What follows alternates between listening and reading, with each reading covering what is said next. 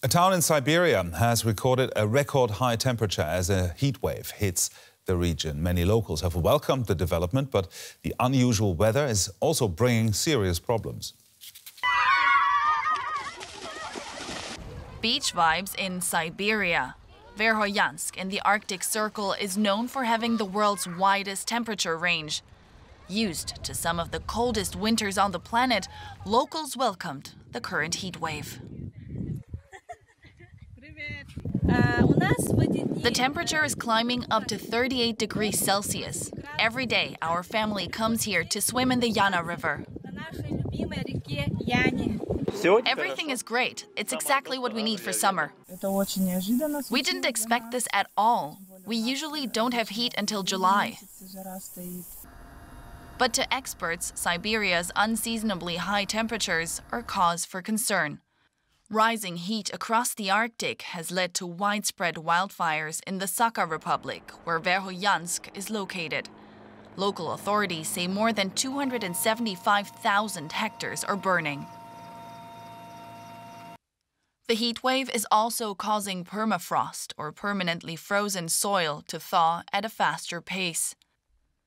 In late May, the Arctic saw one of its worst environmental disasters in decades when a fuel reservoir collapsed near Norilsk, spilling 21,000 tons of diesel into local rivers, an accident blamed in part on melting permafrost.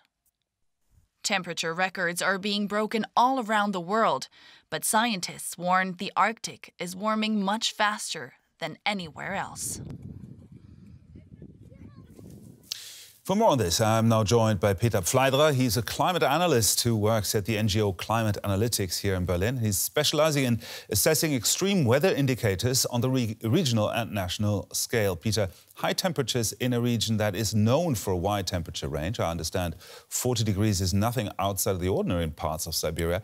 Why is this heat wave special? So it's true that the Arctic has quite a pronounced seasonal cycle. But this heat wave is really unprecedented, so it's the first time that there's 38 degrees Celsius within the Arctic Circle.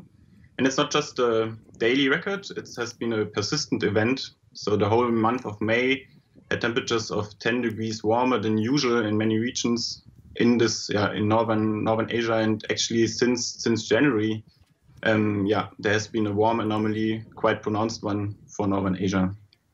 Well, you say it's an anomaly. Is this part of the usual weather patterns there, or is there something more sinister? So the weather pattern is a high pressure blocking at the moment, which brings warm air from the south quite far into northern or polar regions. So this is a known weather phenomena, but it's quite persistent, so it lasted for a long time. And the temperatures we are seeing at the moment, they are definitely not normal. So this is something we would expect from climate change. So the warming globe has led to these extreme temperatures at the moment. The Arctic is a region very sparsely populated.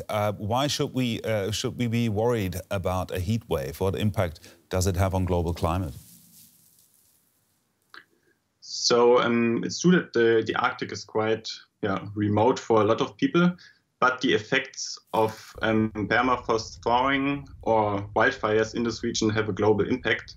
So when this frozen soil, which is usually frozen most of the year, melts faster than usual, which is the case now with this heat wave, it releases large amounts of methane, which is a greenhouse gas, and this globally warms the climate. And as we have seen also last year, 2019, with these huge wildfires we had there, large amounts of CO2 can be emitted by these wildfires, which would also then have a global effect on the climate. You're looking at data, I assume, that comes in, climate data. Right now, during the corona-related lockdown measures, we are seeing a massive drop in CO2 emissions. Does that already have any positive impact in the Arctic? Yeah, as you said, it's a reduction of emissions, which means that we still emit greenhouse gases. So we are still warming the climate at the moment. It's just a bit slower than we warmed it before. So for a positive effect or like a really measurable effect, we would really need to drop these emissions to zero. And this is actually the only way to protect this sensitive environment of the Arctic. So this reduction is just slowing a bit the effect. Peter Fleidrer, thank you very much. Thank you.